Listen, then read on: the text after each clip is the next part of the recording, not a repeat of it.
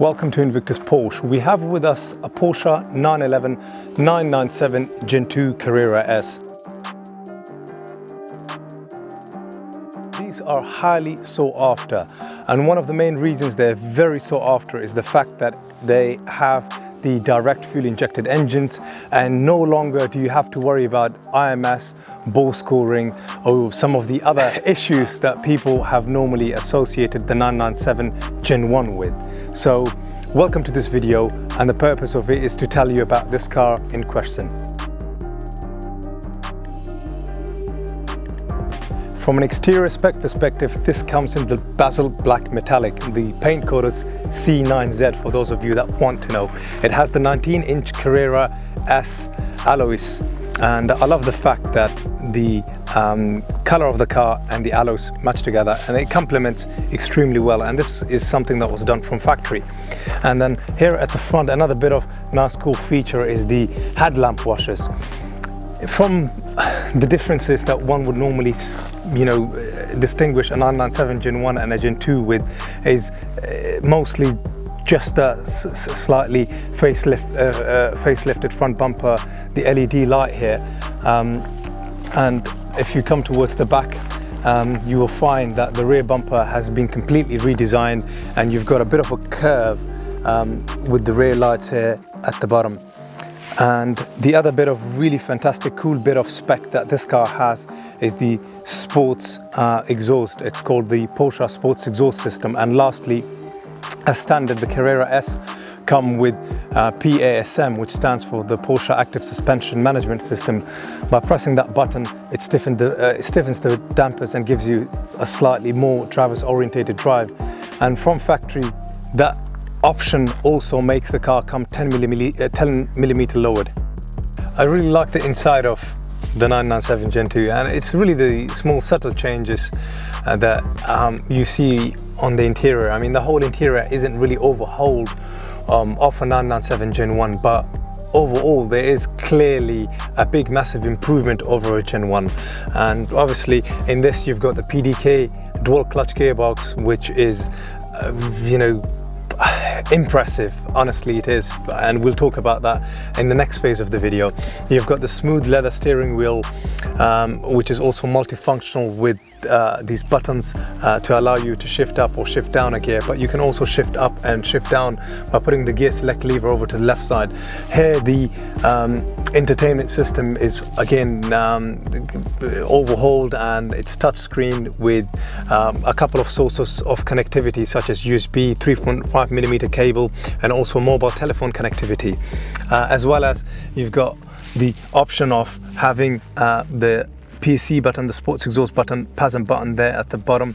You've got a climate control zone with AC, and the radio works extremely well, but also the music system on this is upgraded because it's got Bose, and that means a slightly better sound quality.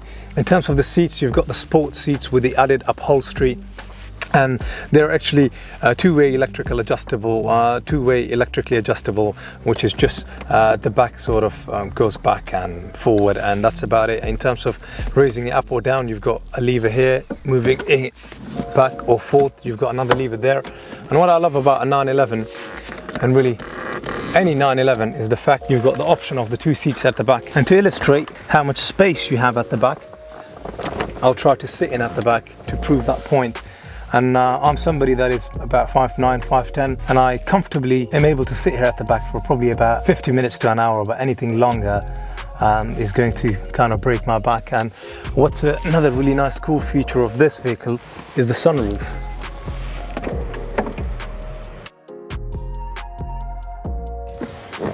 I mean, I really wouldn't mind sitting at the back of this car with a sunroof like this, allowing plenty of light in, and at the same time allowing plenty of air, fresh air in. The sports seats at the back, they've got that harder back protection, as opposed to some of them typically come in with leather at the back, and that can obviously get scratched and damaged over time. And just leaving a bit of a gap between the car that is in front of us. I'm in 5th gear, just cruising along, dropped it to 3rd.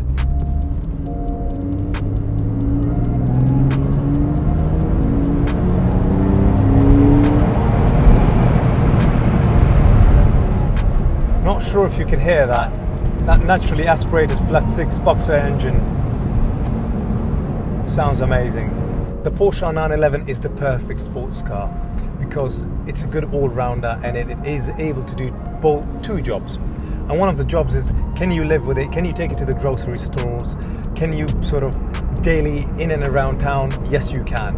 And the second job it does extremely well is performance. It produces 380 brake horsepower, 420 Newton meters of torque. The top speed is 188 miles per hour. 0 to 62 is possible in 4.7 seconds. And the total curb weight is 1,420 kilograms. This is performance on par with some of the best sports cars out there. But what no other sport car beats a Porsche 911 at is both its drivability and handling and the road grip and the performance you get out of it, as well as the all-round practicality of having a boot space at the front, having 2 seats at the back, and still this is quite a nimble, small, classic, more modern Porsche classic 911, I would say. This has 5 previous owners. The 6th owner had it from March 2018 and it came into our possession after his ownership. It's got a full Porsche and a specialist service history, and the last time it was serviced was in June 2021, so it really doesn't need another service for quite some time. Currently it's done 74,523 miles, and I mean, what a spec it is. It's phenomenal and it drives extremely well.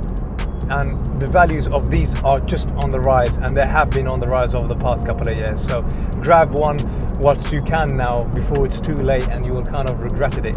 Please don't forget to comment, like and subscribe. I hope you guys have enjoyed and liked this video. If not, please tell us how we could do better. But bye-bye.